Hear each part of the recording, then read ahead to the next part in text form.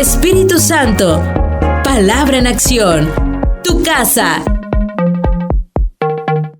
El tema de hoy es la estrategia para derrotar gigantes. La estrategia para derrotar gigantes. Y vamos a leer un pasaje que siempre hemos leído, Romanos capítulo 2, versículo 2.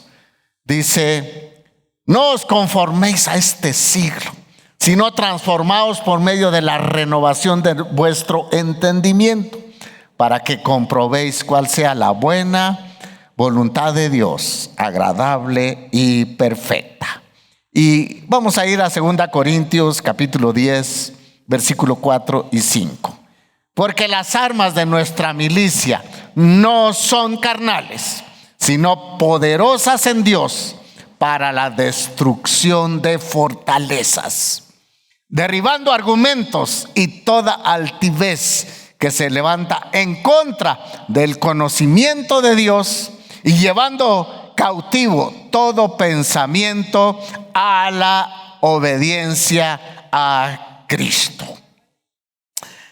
Todos los cristianos nos enfrentamos en la vida con alguna o con algunas crisis. Y las crisis no son para que nos venzan, sino para que nosotros las venzamos. Amén. Fíjese que cuando nosotros vemos una crisis, una situación que estamos pasando en la vida, lo vemos, si no lo vemos del punto de vista de Dios, ese problema, esa angustia, se vuelve un gigante delante de nosotros. Con la idea del pensamiento que hemos estado compartiendo algunos miércoles, de renovar nuestra mente, hay dos formas de vencer los gigantes. Pero una es efectiva, la otra no. Una es efectiva. Fíjese que para vencer gigantes en nuestra vida es necesario e imperativo que usted y yo renovemos constantemente nuestra forma de pensar. Es decir, dejar de pensar que para enfrentar una crisis lo vamos a poder lograr naturalmente. Y muchas veces nosotros naturalmente le queremos hacer frente a un gigante. Para eso necesitamos, todos nosotros que queremos matar gigantes, derribar gigantes, necesitamos llevar todo pensamiento cautivo a la obediencia a Cristo. Y dejar que el Espíritu de Dios y la palabra actúen en nuestra mente. Y así vamos a actuar, escuche, no con nuestras fuerzas naturales, porque esas son débiles, se terminan, nos cansamos, nos agotamos, nos entra tristeza, nos entra angustia, nos desesperamos. Cuando usted y yo no llevamos todo pensamiento gigante a los pies y a la obediencia a Cristo, es triste. Pero esto, escuche, esto es un acto de fe. Y la fe nos lleva a ver las cosas desde la perspectiva de Dios. ¿Está conmigo? Ok, muy bien. Pero la otra forma es enfrentar gigantes, escuche, con nuestra naturaleza y con la forma antigua que nosotros traíamos de pensar. Ahora nosotros hemos nacido de nuevo. La palabra dice que tenemos la mente de Cristo. Entonces, como cristianos, para derrotar gigantes, debemos de pensar como Cristo piensa. Pero si no lo hacemos, entonces vamos a estar luchando naturalmente todos los días de nuestra vida. Y escuche esto, lo que nos va a llevar es que nuestra mente se amolde a como piensan todo mundo. ¿Dónde va toda la gente? No, ¿cómo es dónde va todo el mundo? ¿Dónde va qué? Raimundo. Perdón si hay algún Raimundo acá.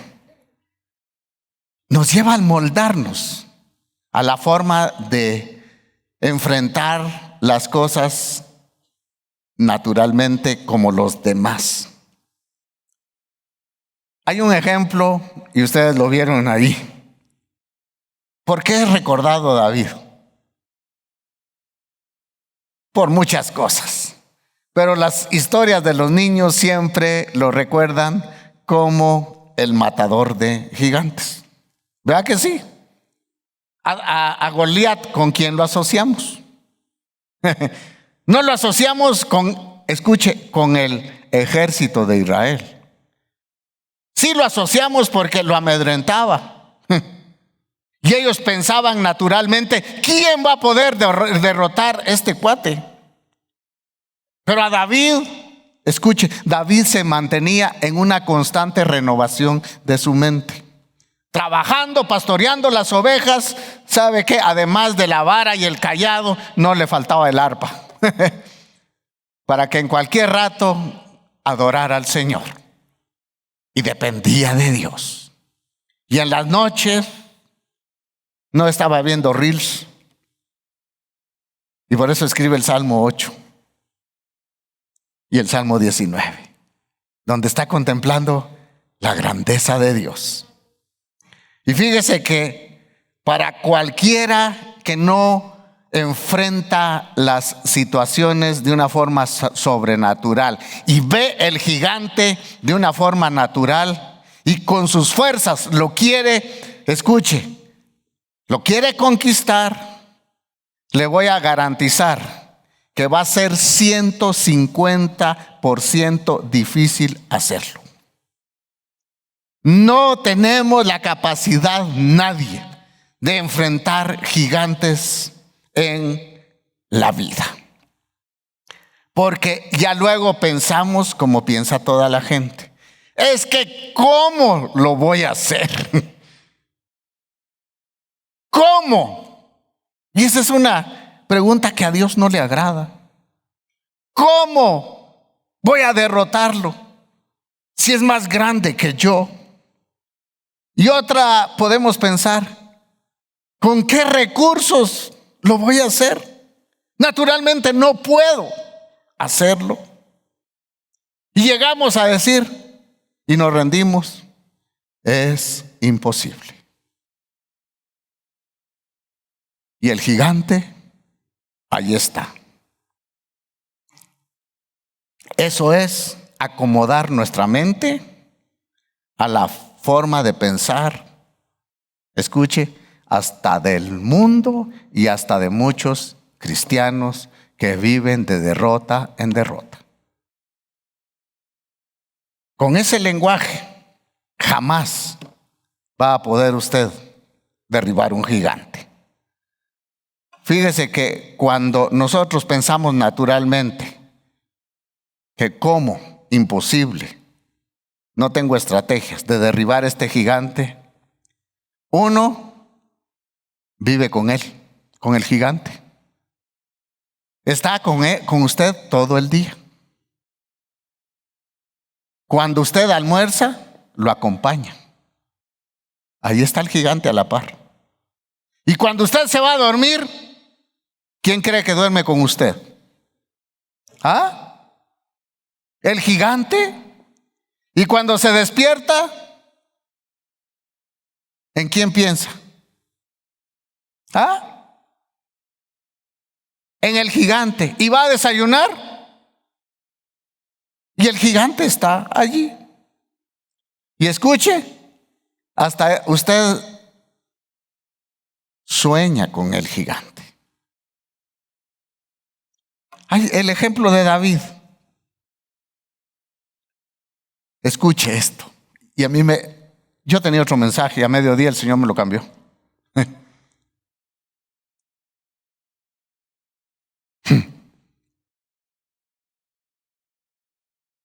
Escuche esto. Si David hubiera pensado como pensaba el ejército de Israel, ¿qué hubiera pasado? La historia fuera un David derrotado.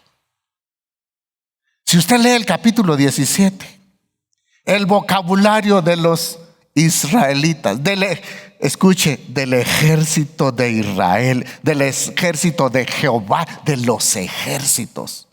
¿Cómo pensaba? No se puede derrotar a este ingrato. Y escuche, y pasaron 40 días. En la mañana y en la tarde ahí aparecía el gigante. A ver, mándeme uno de esos soldados que dizque es del ejército de Israel. Mire qué bajo estaba poniendo el nombre de Dios. ¿Y todos qué? Es que no se puede, temblando de miedo. Empezando ¿con quién? Con el rey. Y toda la pandilla atrás del rey y no detrás de Dios. Qué triste que los escuadrones del Dios de Israel, un pedazo de gente, lo está intimidando. ¿Acaso no es el poderoso de Israel? Echó a la mar a los que los perseguían.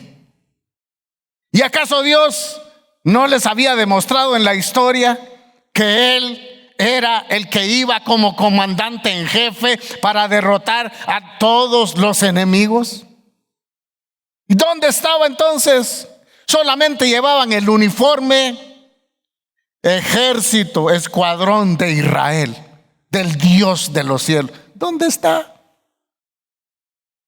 Solamente era una fachada. Y pensaban como los otros pueblos piensan. No tenemos una estrategia. ¿Cómo vamos a vencer a este? Si él hubiera pensado como el resto, no hubiera actuado la historia que hoy nosotros celebramos. Escuche, y cada día más. El primer día, Goliat era enano. El segundo creció otros 20 centímetros. El tercero creció otros 50. El día cuarto, otros 10 centímetros. Y no había modo que el gigante dejara de crecer. ¿Pero qué? En su mente y en el corazón. Cada día el gigante agrandaba su poderío. Y escuche, empezando con el rey y el ejército, cada día se volvía más enano.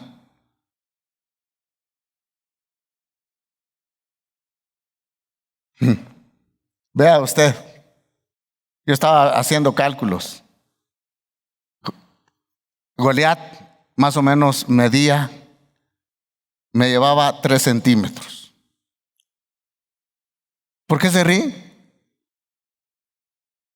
Fíjese que haciendo cálculos dice que más o menos medía 3 metros. ¿Ah? 3 metros. Y el trajecito que llevaba de guerrero, ¿sabe cuánto pesaba? Más de 100 libras. Y la punta solo de su lanza pesaba casi 15 libras. Y él orgulloso, ¿quién me puede hacer frente? ¡Wow! Primera Samuel 4, 17. Fíjese que quería leer todo el capítulo, pero es muy largo. El 17, versículo 4 al versículo 7, en la Nueva Versión Internacional dice: un famoso guerrero oriundo de Gat salió del campamento filisteo. Su nombre era Goliat y tenía una estatura de 6 codos y un palmo. Y dice, llevaba en la cabeza un casco de bronce. Su coraza pesaba 5,000 siclos, es más de 100 libras. Y también era de bronce. Blindado el hombre, ¿no? Como lo eran las polainas que protegían las piernas y la jabalina que llevaba al hombro. Dice, el asta de su lanza se parecía a un rodillo de telar y tenía una punta de hierro que pesaba 600 siclos. Delante de él marchaba también para ajustar su escudero. Yo digo, ¿para qué necesitaba Goliat escudero?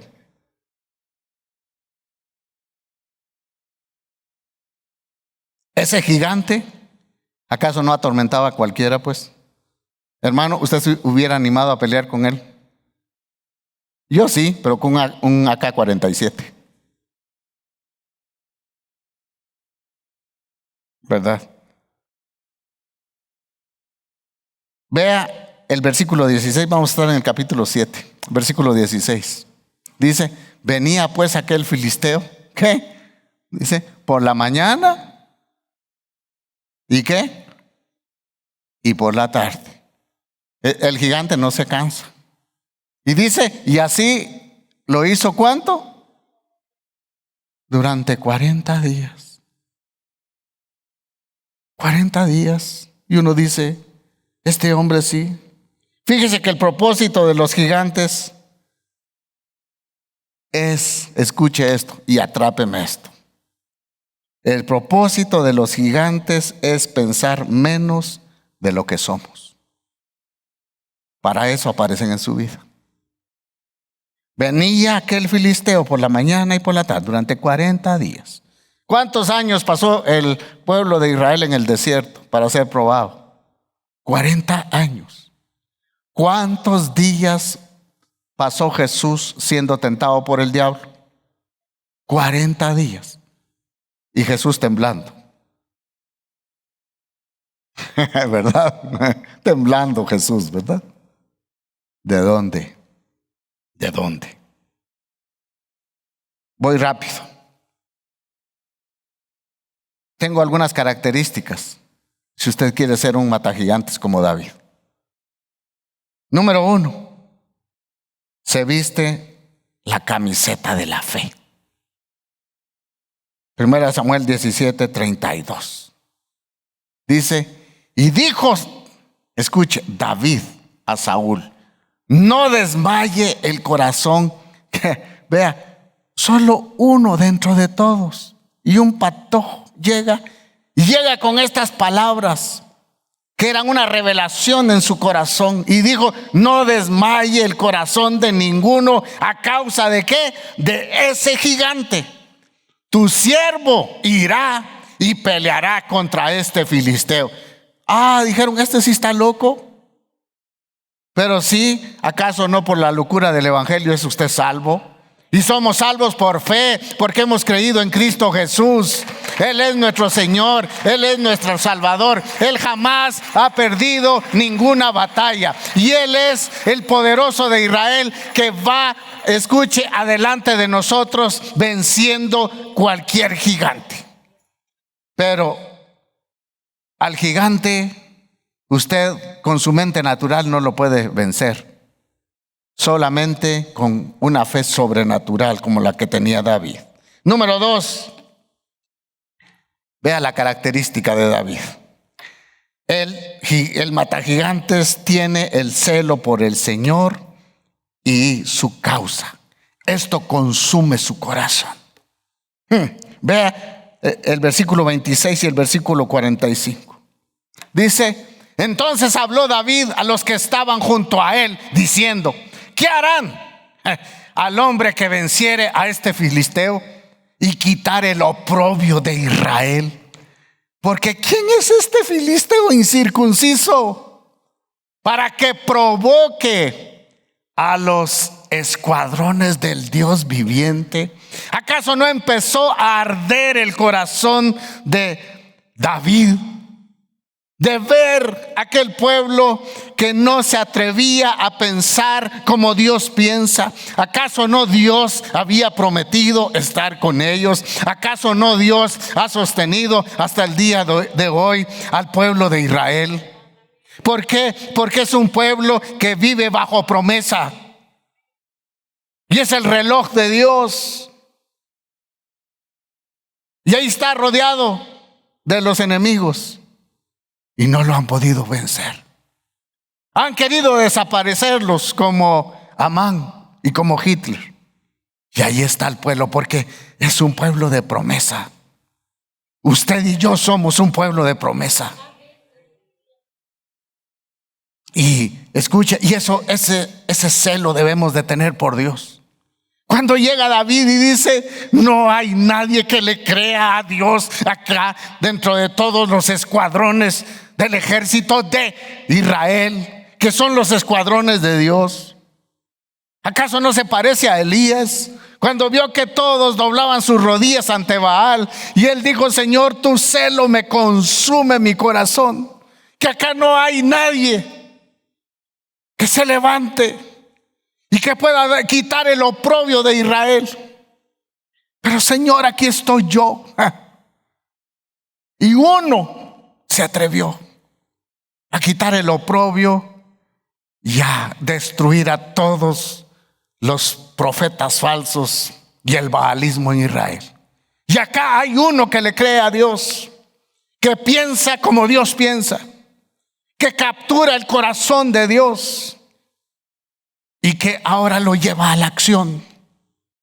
Y lo hace con celo por Dios y su causa. Número 3. Esto sí, todo matagigante lo tiene que tener. Escuche, David en el capítulo 16 ya había sido ungido. La unción del Espíritu Santo lo acompañaba. ¿Y quién puede, escuche, a un hombre o a una mujer ungidos por Dios? No hay diablo que lo pueda derrotar. No hay diablo que lo pueda derrotar. El ungido de Dios es aquel que mata gigantes, es aquel que se atreve a pensar como Dios piensa, es aquel que no amolda sus pensamientos a lo que piensan los demás. Y escuche, y lo voy a decir así sin lastimar, pero dentro de los cristianos evangélicos, todos no pensaban como David. Solo uno se levanta en todo el ejército a creerle a Dios, pero lo hizo con la unción del Espíritu Santo. Usted no puede vencer gigantes sin que la unción del Espíritu usted la cultive. 4. Vea la actitud de David. Si esto no lo practica, uno que quiere ser matagigantes no lo va a poder lograr. Vea, David era obediente a la voz de su papá.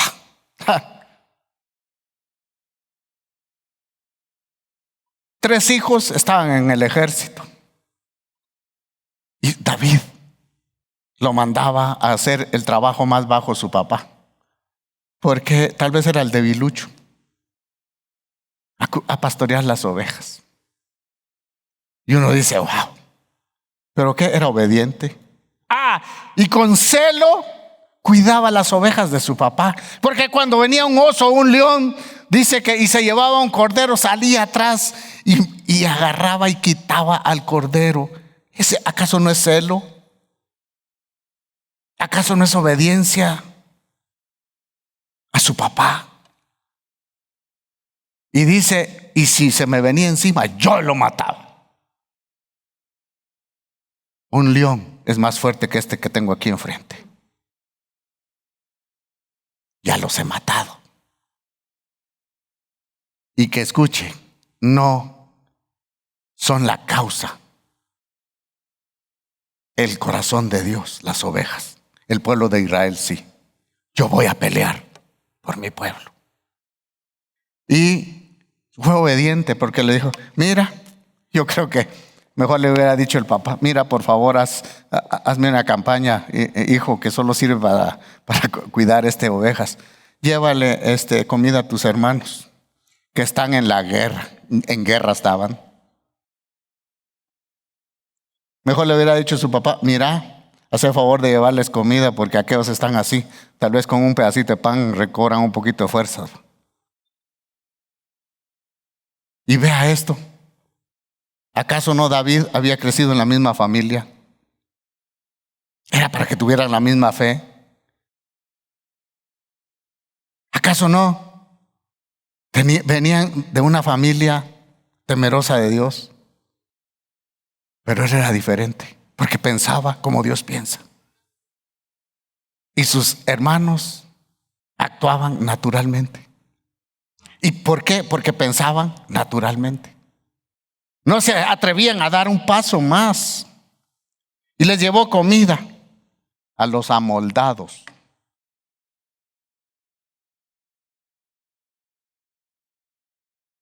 Número 5. Un matagigantes. Casi coincide con lo que he dicho. No piensa como los demás. Escuche, una clase es el comando SWAT de Dios. ¿Cuántos quieren pertenecer al comando SWAT de Dios? Ay Dios, aquí puros, por no decir filisteos hay entonces. Hermanos de David.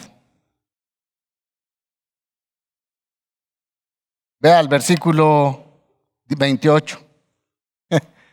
Hermanos, es que esto a mí me conmueve. Dice, y oyéndole hablar, Eliab, dice su hermano, cuando dijo, denme chance por favor, ¿qué le van a dar a que mate a este cuate? Denme un chancecito por favor. Solo quiero una oportunidad. Digo, su hermano a mayor y lo tenía que respetar. Dice, encendido en ira contra David. ¿Por qué? Porque ofreció matar a un gigante que ellos no podían matar. ¿Lo hizo por vergüenza o por defender al muchachito? ¿O porque lo vio debilucho?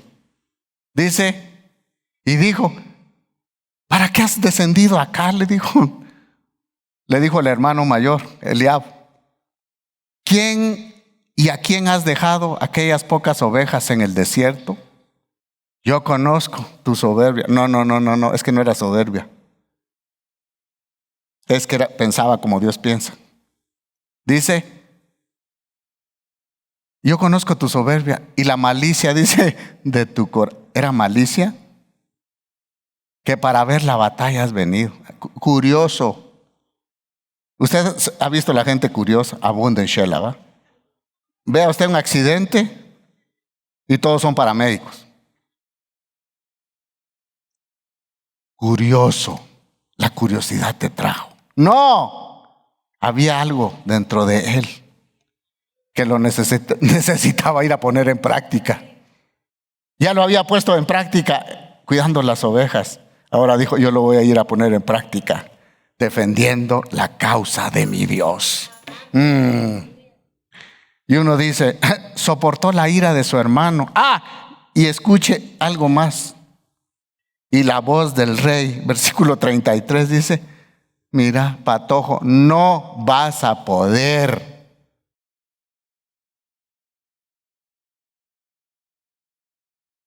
¿Cómo hubiera usted actuado así?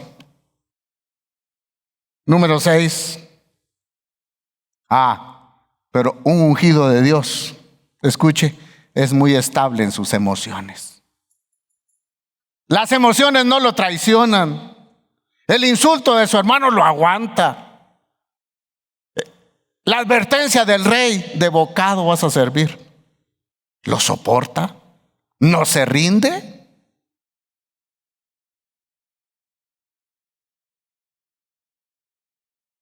Número 6, 7, 6. Veamos. Es estable en las emociones. Es que eso me interesa. Versículo 43 y 44. Es que no sabe cuánto puede uno sacarle a esto. 43 y 44. Y dijo el filisteo a David, vea, dijo, ¿soy yo perro?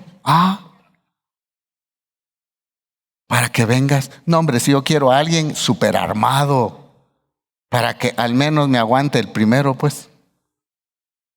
Pero soy yo perro callejero, con el perdón de los perros callejeros, para que vengas a mí con palos. Y maldijo a David en honor de sus dioses. Y dijo luego el filisteo a David, dice, ven a mí, muchachito, y daré tu carne a las aves del cielo y a las bestias que del campo. ¿Acaso no es una batalla mental esta que estaba pasando este muchacho? Pero recuérdese, el ungido de Dios es estable en sus emociones. Cuando lo desaniman, él está seguro en quien ha creído. Sabe con qué pelear. Escuche, es una batalla, si usted quiere, de argumentos. Después dice David, no, yo no vengo en otro nombre, yo vengo en el nombre de Jehová de los ejércitos. Tú vienes con tus armas naturales, yo traigo las armas sobrenaturales. Y ahora vamos a echarnos un pulso, pues. A ver cómo nos va. Con tu natural, con tu pensar natural, y yo con el pensar de Dios. No puedes, no tienes la madurez, no importa, no portas el uniforme. Escuche, un ungido de Dios no necesitaba el uniforme falso de representación de hijos de Dios que llevaba el ejército de Israel. Solo era una fachaleta y por dentro no tenían nada. Pero David no tenía uniforme. Y escuche, yo pienso que ni se quiso contaminar. Porque dijo, ¿para qué me voy a poner eso? Si no es la guerra mía, sino de Dios. Yo no lo necesito. Y él dijo dentro de sí, sí se puede, sí se puede, sí se puede. Y ese coro estaba en su corazón. Sí se puede vencer a este. Sí se puede, sí se puede, sí se puede. Y ese sí se puede, escuche, mientras estuvo en el campamento, ese sí se puede, estaba, escuche, conectado con Dios. Porque no era para llevarse la gloria, sino era para quitar el oprobio del pueblo de Israel. Versículo 46. Vea, la traducción del lenguaje actual dice, vea, qué palabras usa David acá. Dice, hoy el Señor te conquistará. Es que no voy a ser yo, porque no voy a pelear con mis fuerzas ni con mis armas. El Señor hoy te conquistará. Y número 7, no confía en él, en sí mismo. Versículo 47, vea, ¿qué dice? Y sabrá toda esta congregación de amoldados al mundo. Escuche, tal vez no los quiso insultar, cobardes. Que Jehová no salva con espada o con lanza, porque de Jehová es la batalla, y él os entregará en vuestras manos. Soy profeta, pero seguro. No hablo cosas locas. Vea, vaya que David no era bilingüe. Porque el que me piensa naturalmente es bilingüe. O habla en bilingüe. Dice hermano Naito que habla medio español y tonterías. Y a veces así nos pasa. Él no está hablando tonterías. ¿Cuántas piedras llevaba David? 5. ¿Cuántas usó? 1. ¿Sabe qué? Dice que la comparación. Vea, es que ese gigante, aunque ande bien protegido, tiene un punto débil. Y en ese punto débil hay que darle. No, pero es que el gigante ve que nosotros tenemos muchos puntos débiles. Y ahí nos ataca. Fíjese que una piedra y lo único que no se protegió fue la frente. Y dice que el impacto que causó la pedrada es de un calibre 45 expansivo. Con esa potencia derrotó al gigante. Pero las otras 4 piedras las guardó, porque después iban a aparecer gigantes también. Y las iba a necesitar. Eso quiere decir que siempre en la vida vamos a tener gigantes. Pero siempre en la vida vamos a tener a Dios, que es el que pelea todas las batallas.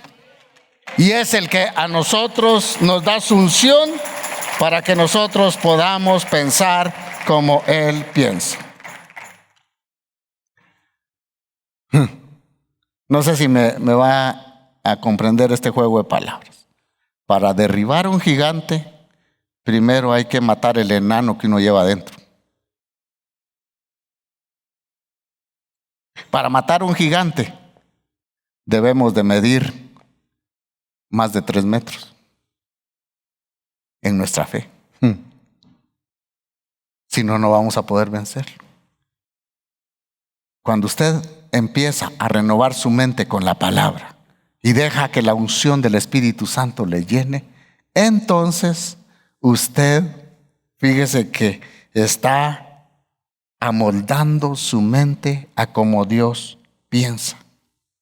Y ese enano, porque todos llevamos un enano. No sé cuánto mide de estatura su enano que hoy tiene. Pero conforme vamos renovando nuestra forma de pensar, ese enano, si usted quiere, va creciendo. Y va creciendo, y va creciendo, y va creciendo. Y cuando somos más grandes que el gigante, lo vamos a hacer, lo vamos a ver así para abajo, ¿verdad? Bien. No podía David matar al gigante si pensaba igual que todo el ejército de Israel, desde el rey. No estaríamos escuchando la historia de él hoy. El ejército solamente tenía una fachada de ser representantes de Dios, pero por dentro eran puros enanos. David no tenía 5 estrellas, ni las barritas, ni se había graduado en el ejército, pero sí era bien graduado en el ejército de Dios, formado por Dios, de intimidad con Dios. Y él, aunque no llevaba el uniforme, llevaba a Dios en el corazón.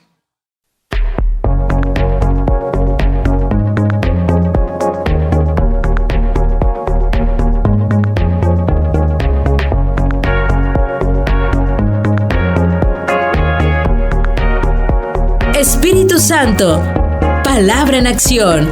Tu casa